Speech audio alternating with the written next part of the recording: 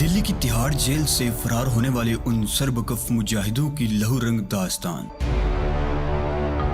جنہوں نے کشمیر کی آزادی کے لیے دشمن کی سرزمین خصوصاً دلی میں بھارتی خفیہ ایجنسی را کو قدم قدم پر شکست فاش دیتے ہوئے دشمن پر کاری ضربیں لگائیں۔ کہانی کی طرف بڑھنے سے پہلے آپ سے گزارش ہے کہ چینل کو سبسکرائب کرتے ہوئے ویڈیو کو لائک کیجیے۔ آئیے کہانی کی طرف چلتے ہیں۔ لیکن تم جانتے ہو کہ کوئی لاش کسی کو کچھ نہیں بتا سکتی، اور جہاں تک ان کاغذات کا سوال ہے تو کسی کو ان کے بارے میں پتہ نہیں چل سکے گا۔ یہ فوٹو سٹیٹ کاپیاں ہیں جبکہ اصل کاغذات فائل میں موجود ہیں۔ اس طرح کسی کو شبہ نہیں ہو سکے گا۔ اب میں مطمئن ہوں، شاہ رخ نے گہرا سانس لیتے ہوئے کہا۔ اب جاؤ تم آرام کرو، مجھے کچھ اور ضروری کام نپٹانے ہیں۔ طارق اور نیلم اس کمرے سے نکل کر اوپر جانے والی سیڑھیوں کی طرف بڑھ گئے۔ طارق کو وہ کمرہ معلوم تھا جو شاہ رخ کے زیر استعمال تھا۔ یہاں 2-3 اور کمرے بھی تھے جنہیں کسی ایمرجنسی میں پناہ گاہ کے طور پر استعمال کیا جاتا تھا۔ نیلم دوسرے کمرے میں چلی گئی۔ طارق نے پولیس کی وردی اتار کر الماری میں رکھا ہوا ایک لباس پہن لیا اور نیلم والے کمرے میں آ گیا۔ وہ دیر تک بیٹھے باتیں کرتے رہے۔ انہیں ڈلہوزی ہاؤس میں بند ہوئے 3 دن گزر گئے۔ شاہ رخ نے انہیں بڑی سختی سے منع کر رکھا تھا کہ وہ اپنے کمرے سے نکل کر ڈلہوزی ہاؤس کے ریسٹورنٹ یا کلب والے حصے کی طرف آنے کی کوشش نہ کریں، کیونکہ پچھلے 2 دن سے ریسٹورنٹ اور نائٹ کلب میں کچھ مشکوک قسم کے لوگ دیکھے جا رہے ہیں۔ ان میں سے ایک کے بارے میں شاہ رخ کو یقین تھا کہ اس کا تعلق انٹیلیجنس سے ہے، دوسرے کا تعلق بھی غالباً پولیس ہی سے تھا۔ ان لوگوں کی یہاں موجودگی یہ ظاہر کر رہی تھی کہ انہیں ڈلہوزی ہاؤس پر کسی قسم کا شبہ ہو گیا ہے۔ شاہ رخ نے اپنے تمام ساتھیوں کو سختی سے منع کر دیا تھا کہ وہ فی الحال ڈلہوزی ہاؤس کا رخ نہ کریں۔ وہ کسی قسم کا رسک نہیں لینا چاہتا تھا۔ 1 ہفتہ گزر گیا۔ طارق اب کچھ بیزاری سی محسوس کرنے لگا تھا۔ وہ تقریباً قید ہو کر رہ گیا تھا، لیکن آخر کار اس کا انتظار ختم ہو گیا۔ اس روز 5 بجے کے قریب شاہ رخ پلاسٹک کا ایک تھیلا اٹھائے اس کے کمرے میں داخل ہوا۔ یہ لباس تبدیل کر لو، تمہیں ٹھیک 7 بجے ہنومان مندر پہنچنا ہے، شاہ رخ نے تھیلا اس کے پلنگ پر پھینکتے ہوئے کہا۔ ہنومان مندر؟ طارق نے حیرت سے کہا۔ مجھے کوئی پنڈت سمجھا ہے کیا؟ تمہیں تھوڑی دیر کے لیے پنڈت ہی بننا پڑے گا۔ شاہ رخ مسکرایا۔ تم یہ لباس تبدیل کر لو، میں ابھی آتا ہوں۔ شاہ رخ کے جانے کے بعد طارق نے تھیلا کھولا۔ گیروے رنگ کا لمبا سا چوگا، لکڑی کی کھڑاؤں اور چند مالاؤں کے علاوہ اس تھیلے میں لمبے بالوں والی وگ اور داڑھی مونچھیں وغیرہ بھی تھی۔ طارق نے پہلے لباس پہنا اور پھر آئینے کے سامنے بیٹھ کر لمبے بالوں والی وگ سر پر سیٹ کرنے لگا۔ وگ کے بعد اس نے داڑھی مونچھیں اٹھا کر دیکھی۔ دونوں چیزیں ملی ہوئی تھی۔ اس نے بڑی احتیاط سے داڑھی اور مونچھیں چہرے پر چپکا لی اور آئینے میں دیکھنے لگا۔ اپنی شکل دیکھ کر اسے خود ہی ہنسی آ گئی۔ گنسی مونچھیں داڑھی سے اس طرح ملی ہوئی تھی کہ اس کے ہونٹ چھپ کر رہ گئے تھے۔ سر کے بال بھی بکھرے ہوئے تھے۔ تھیلے سے پیلے رنگ کا ایک چاک بھی برآمد ہوا تھا، جس سے اس نے پیشانی پر ایک موٹی سی لکیر کھینچ لی۔ اب وہ دیکھنے میں ایک ہندو مہنتی لگتا تھا۔ وہ آئینے کے سامنے سے ہٹا ہی تھا کہ دروازہ کھلا اور نیلم اندر داخل ہوئی۔ ایک ہندو مہنت کو کمرے میں دیکھ کر اس کے منہ سے خوفزدہ سی چیخ نکل گئی۔ ارے پاگل تو نہیں ہو گئی؟ میں طارق ہوں۔ طارق نے آگے بڑھ کر اسے باہوں سے پکڑ لیا۔ نیلم کے منہ سے ایک گہرا سانس نکل گیا۔ اگر وہ طارق کی آواز نہ پہچان لیتی تو اس کی بات کا کبھی یقین نہ کرتی۔ طارق نے تھیلے میں سے رنگ برنگی موتیوں کی مالائیں نکال کر گلے میں ڈال لی۔ کہیں جا رہے ہو؟ نیلم نے سوالیہ نگاہوں سے اس کی طرف دیکھا۔ ہاں، طارق نے اس بات میں سر ہلایا۔ ہنومان مندر جانے کا حکم ملا ہے، لیکن ابھی تک یہ نہیں بتایا گیا کہ وہاں مجھے کیا کرنا ہوگا۔ ہنومان مندر؟ نیلم بولی۔ یہ تو زیادہ دور نہیں ہے۔ اس دوران شاہ رخ بھی کمرے میں آ گیا۔ وہ طارق کو سمجھانے لگا کہ اسے کیا کرنا ہے۔ تم مندر کے مرکزی دروازے میں داخل ہو کر دائیں طرف تیسرے ستون کے پاس کھڑے رہو گے۔ ٹھیک 7 بجے پرکاش تم سے رابطہ قائم کرے گا۔ وہ تمہیں کچھ کاغذات دے گا۔ تم وہ کاغذات لے کر مندر سے نکل جاؤ گے۔ واپس آتے ہوئے اس بات کا خیال رکھو گے کہ تمہاری نگرانی تو نہیں کی جا رہی۔ لیکن پرکاش سے وہ کاغذات تو گلاب دین بھی وصول کر سکتا تھا۔ طارق بولا۔ تمہارا دماغ تو خراب نہیں ہو گیا؟ شاہ رخ نے اسے گھورا۔ وہ گلاب دین کو اب بھی اپنا دوست سمجھتا ہے۔ وہ کاغذات ہنا کے حوالے سے بلیک میل کر کے پرکاش سے حاصل کیے جا رہے ہیں۔ اسے گلاب دین پر ابھی تک کسی قسم کا شبہ نہیں ہو سکا، اس لیے ہم گلاب دین کو اس طرح اس کے سامنے نہیں لا سکتے۔ شاہ رخ چند لمحوں کو خاموش ہوا، پھر بولا۔ ہنومان اسی چوراہے کے دوسری طرف پارلیمنٹ اسٹریٹ کے کنارے پر ہے۔ مندر سے 50 گز کے فاصلے پر پیلے رنگ کی ایک کار کھڑی ہوگی جس کا انجن سٹارٹ ہوگا۔ اگر کسی قسم کا خطرہ محسوس کرو تو اس کار میں بیٹھ جانا۔ اگر کوئی خطرہ نہ ہو یا تمہاری نگرانی نہ کی جا رہی ہو تو کار کی طرف جانے کی ضرورت نہیں۔ مندر یہاں سے زیادہ دور نہیں ہے۔ تم 6:30 بجے یہاں سے نکل جانا۔ ٹھیک ہے۔ طارق نے اس بات میں گردن ہلا دی۔ یہ اپنے پاس رکھ لو، کسی ہنگامی صورتحال میں اس کی ضرورت پیش آ سکتی ہے۔ शाह रुख ने यह कहते हुए एक पिस्तौल उसकी तरफ बढ़ा दिया। तारिक ने पिस्तौल लेकर उसे चेक किया और चूहे के अंदर छुपा लिया। शाह रुख जा चुका था। तारिक नीलम से बातें करने लगा। फिर ठीक 6:30 बजे वो अकबी दरवाजे से डलहौजी हाउस से निकल गया। अकबी गली से निकल कर वो चौराहे पर आ गया। ये दरअसल दायरे की शक्ल में एक बहुत बड़ा पार्क था जिसके चारों तरफ शॉपिंग सेंटर बने हुए थे। तारिक पार्क में दाखिल हो गया और एक हिंदू जोगी ही की तरह चलता हुआ दूसरी तरफ बढ़ने लगा। पार्क में बहुत से लोग मौजूद थे, बच्चे भी खेल रहे थे। पार्क से निकलकर वो पार्लियामेंट स्ट्रीट पर आ गया।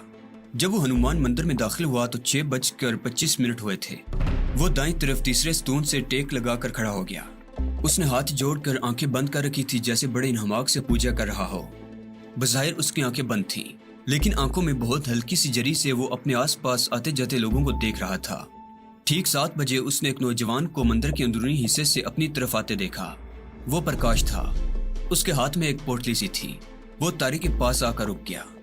उसका चेहरा पीला हो रहा था जैसे टीबी का मरीज हो। तारिक ने आंखें खोल दी। पहले लोगों को देखता रहा, फिर प्रकाश की तरफ मुतवज्जे हो गया। भगवान के चरणों में आकर भी तुम्हें सुख नहीं मिला मूर्ख। इसकी वजह वो बोझ है जो तुमने उठा रखा है। लाओ अपना बोझ मुझे दे दो, तुम्हें शांति मिल जाएगी, तारिक ने कहा। प्रकाश वाकई खौफ से मरा जा रहा था। उसने कनखियों से इधर उधर देखा और पोटली तारिक की तरफ बढ़ा दी। तारिक ने एक लम्हा ज़ाया के बगैर पोटली लिबादे में छुपा ली, लेकिन वो ये अंदाजा नहीं लगा सका था कि हाल में तकरीबन 10 गज दूर एक स्टोन की आड़ में खड़ा हुआ एक और शख्स भी उनकी तरफ देख रहा था। प्रकाश ने दोनों हाथ जोड़कर जोगी को प्रणाम किया और वहां से हट गया। तारिक भी दरवाजे की तरफ बढ़ने लगा। ठीक उसी वक्त स्टोन के पीछे छुपा हुआ वो आदमी तेजी से आगे बढ़ा और उसने प्रकाश का हाथ पकड़ लिया। दूसरी तरफ से एक और आदमी तेज तेज कदम उठाता हुआ तारिक के करीब पहुंच गया और तारिक का हाथ पकड़कर होले से गुराया, मेरे साथ चलते रहो स्वामी, अगर भागने की कोशिश की तो गोली मार दूंगा। तारिक का दिल उछलकर हलक में आ गया। उसने कनखियों से दूसरी तरफ देखा। प्रकाश भी एक आदमी की गिरफ्त में था। तारिक को यह समझने में देर नहीं लगी थी कि इन दोनों का ताल्लुक इंटेलिजेंस से था और यकीनन बाहर भी उनके आदमी मौजूद होंगे। वो मुज़ाहमत किए बगैर सादा लिबास वाले के साथ चलता रहा। उसने हाथ छुड़ाने की कोशिश नहीं की थी।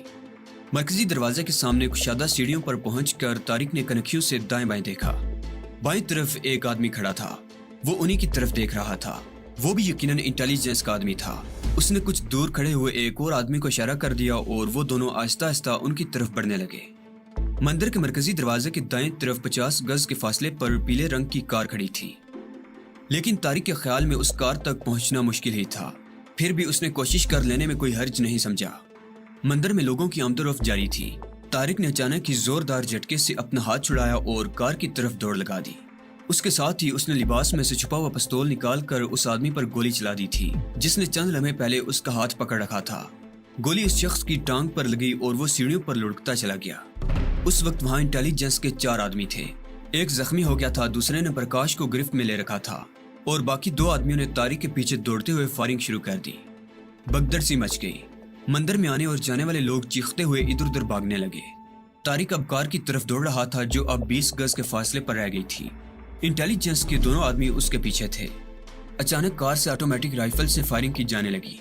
एक गोली तारिक के पीछे दौड़ने वाले आदमियों में से एक के सीने में लगी। वो चीखता हुआ ढेर हो गया। दूसरे आदमी ने एक तरफ छलांग लगाकर अपनी जान बचाई।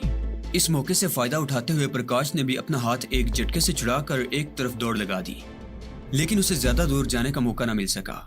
कार से चलाई जाने वाली एक गोली ने उसका बेजा उड़ा दिया था। तारिक कार के करीब पहुंच चुका था।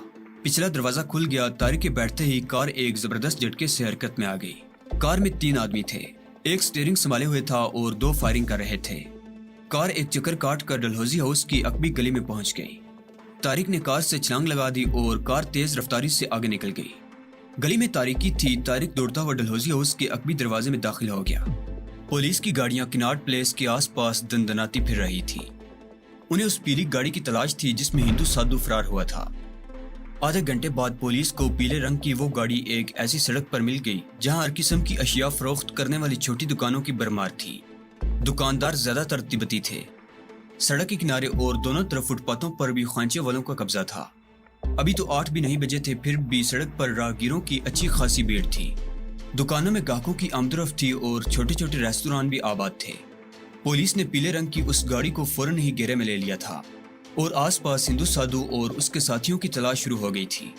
पुलिस ने आसपास के दुकानदारों से भी पूछगछ की, मगर किसी ने किसी साधु को उस गाड़ी से उतरते हुए नहीं देखा था।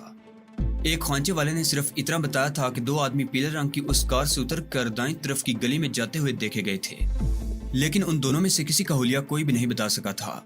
तलाशी लेने पर गाड़ी में से 2 ऑटोमेटिक राइफलें और 4 भरे हुए मैगजीन मिल गए थे, जिससे गाड़ी के मालिक के बारे में फौरी तौर पर कुछ मालूम हो सकता। पुलिस ने पूरे इलाके को घेरे में ले लिया। तमाम सड़कों की नाकाबंदी कर दी गई और वसी पैमाने पर हिंदू साधु और उसके साथियों की तलाश शुरू कर दी गई। इलाके में भगदड़ सी मच गई। लोग खौफजदा होकर वहां से निकलने की कोशिश करने लगे। होटलों और रेस्टोरेंटों में भी पुलिस दंदराने लगी। मशकूक अफराद को हिरासत में लिया जाने लगा। 3 पुलिस वाले डलहौजी हाउस में भी घुस आए। वहां बैठे हुए लोग खौफजदा से होकर एक दूसरे की तरफ देखने लगे। एक वेट्रेस ने मैनेजर को इतला कर दी। मैनेजर फौरन ही हॉल में पहुंच गया। डलहौजी हाउस होटल कम नाइट क्लब था। उसका शुमार दिल्ली के 1 क्लास नाइट क्लबों में होता था। कोई आम पुलिस वाला इंतजामिया की इजाजत के बगैर अंदर घुसने की जुर्रत भी नहीं कर सकता था, लेकिन आज एक नहीं 3 पुलिस वाले अंदर घुस आए थे, और वो तीनों कांस्टेबल थे जो हॉल में बैठे हुए लोगों से बड़ी बदतमीजी से सवाल जवाब कर रहे थे। डलहौजी हाउस का मैनेजर मुसलमान और शाहरुख का खास आदमी था। वो तीनों कांस्टेबलों पर चढ़ दौड़ा। तुम लोगों को अंदर दाखिल होने की जुर्रत कैसे हुई? वो दाड़ा, तुम जानते हो ये किसी मलबारी या मारवाड़ी का चाय खाना नहीं, ये 1 क्लास क्लब है। यहाँ शहर के मुअज्जिजीन और शुरफा आते हैं। मैं पुलिस कमिश्नर से तुम्हारी शिकायत करूंगा। तुम लोग फौरन निकल जाओ यहाँ से। हमें एक हिंदू साधु और उसके 2 साथियों की तलाश है, जो कुछ देर पहले हनुमान मंदिर के सामने 2-3 आदमियों को कत्ल करके फरार हुए हैं। एक कांस्टेबल ने जवाब दिया, तो तुम्हारा ख्याल है कि वो कातिल इत्मीनान से यहाँ बैठे चाय या शराब पी रहे होंगे, जिन्हें तुम पकड़ लोगे? मैनेजर दाड़ा, इंस्पेक्टर को हुक्म है कि उन्हें तमाम जगहों पर तलाश किया जाए। कांस्टेबल ने कहा, अपने इंस्पेक्टर को बुलाओ। मैनेजर ने कहा। ठीक उसी लम्हे इंस्पेक्टर हॉल में दाखिल हुआ।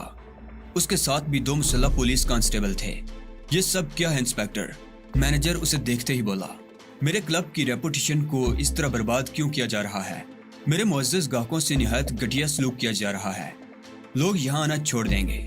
सॉरी मिस्टर कादर, इंस्पेक्टर ने जवाब दिया, तुम हालात की संगीनी का अंदाजा नहीं लगा सकते।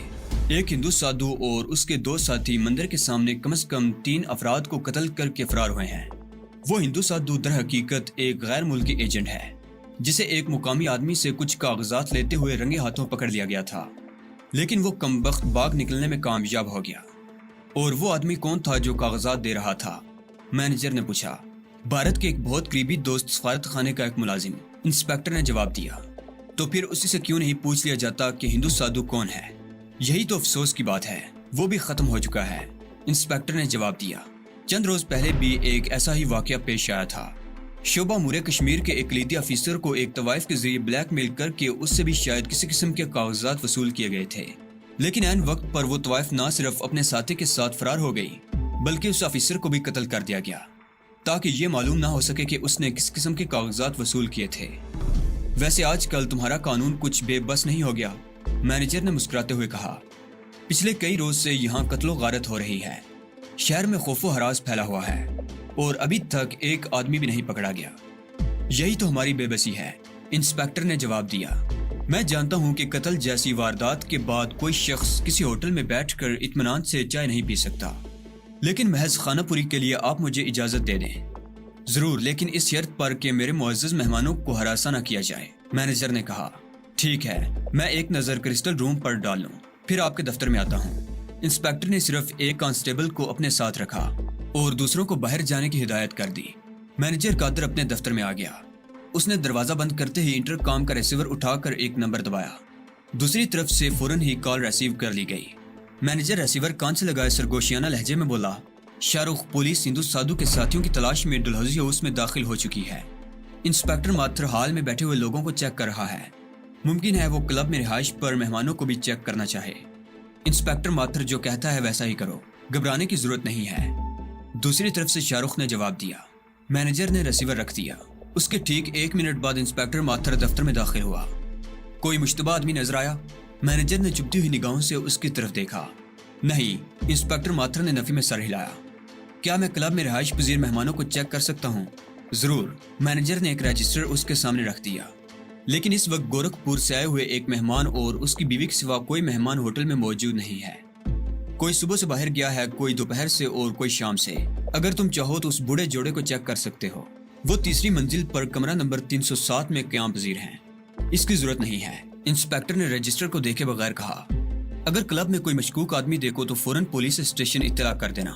ضرور، مینیجر نے اس بات میں سر ہلا دیا۔ وہ انسپیکٹر کو باہر کے دروازے تک چھوڑنے بھی آیا تھا۔ واپس آ کر اس نے ایک بار پھر انٹرکام پر شاہ رخ کو رپورٹ کر دی اور پھر حال میں آ کر ان لوگوں سے معذرت کرنے لگا جن سے پولیس والوں نے پوچھ گچھ کی تھی۔ اس نے یہ بھی اناؤنس کر دیا تھا کہ پولیس کی مداخلت سے پیدا ہونے والی بدمزگی دور کرنے کے لیے تھوڑی دیر کے بعد ایک خصوصی پروگرام پیش کیا جائے گا، اور وہ پروگرام ایک نئی رقاصہ کا نیم عریاں رقص تھا۔ طارق ڈلہوزی ہاؤس کے عقبی دروازے سے اندر داخل ہوتے ہی اپنے کمرے میں پہنچ گیا۔ 1 منٹ کے اندر اندر اس نے لباس تبدیل کیا اور سادو والا چوگا، داڑھی، مونچھ، وگ اور ملائم وغیرہ پلاسٹک کے تھیلے میں ڈال کر وہ پوٹلی ہاتھ میں لے لی اور شاہ رخ والے کمرے میں پہنچ گیا۔ اس نے لباس والا تھیلا اور پوٹلی شاہ رخ کے سامنے ڈال دی۔ ان چیزوں کو فوراً ہی ٹھکانے لگا دو، اس نے تھیلے کی طرف اشارہ کیا، اور یہ وہ کاغذات ہیں جن کے لیے کم از کم 3 آدمیوں کو اپنی زندگی سے محروم ہونا پڑا ہے۔ طارق نے کاغذات والی پوٹلی شاہ رخ کے سامنے رکھتے ہوئے کہا۔ کیا مطلب؟ شاہ رخ نے پوٹلی کھولتے ہوئے کہا۔ آج تو رنگے ہاتھوں پکڑا گیا تھا، طارق نے کہا، اور پھر پورے واقعے کی تفصیلات بتانے لگا۔ پرکاش بھی ختم ہو چکا ہے۔ ٹھیک ہے، تم اپنے کمرے میں جاؤ، میں تھوڑی دیر میں وہیں آتا ہوں، شاہ رخ نے کہا، اور طارق اٹھ کر اپنے کمرے میں آ گیا۔ پرکاش سے ملنے والے کاغذات نہایت اہم ثابت ہوئے تھے۔ یہ دراصل اس منصوبے کا ابتدائی خاکہ تھا جو کشمیر کے حوالے سے بھارتی حکومت اور اسرائیل نے مشترکہ طور پر تیار کیا تھا۔ اس منصوبے سے دونوں ملکوں کا مفاد وابستہ تھا۔ ہندو یہود کی یہ مشترکہ سازش ایک طرف کشمیر مسلمانوں کے لیے تباہ کن تھی تو دوسری طرف پاکستان کو بھی ناقابل تلافی نقصان پہنچانے کی پلاننگ کی گئی تھی۔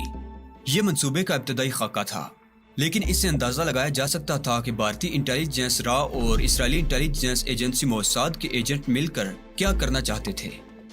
یہ ایک مسلمہ حقیقت ہے کہ طاقت کے بلبوتے پر کسی قوم کو غلام بنا کر نہیں رکھا جا سکتا۔ ویتنام نے 3 نسلوں تک امریکی استعمار کا مقابلہ کیا تھا اور آخر کار امریکہ کو گھٹنے ٹیکنے پر مجبور کر دیا تھا۔ کیوبا نے امریکہ کو ناکو چنے چبوا دیے تھے۔ افغانستان کے غیور باشندے 11 سال تک سوویت یونین کی طاقت کا مقابلہ کرتے رہے تھے۔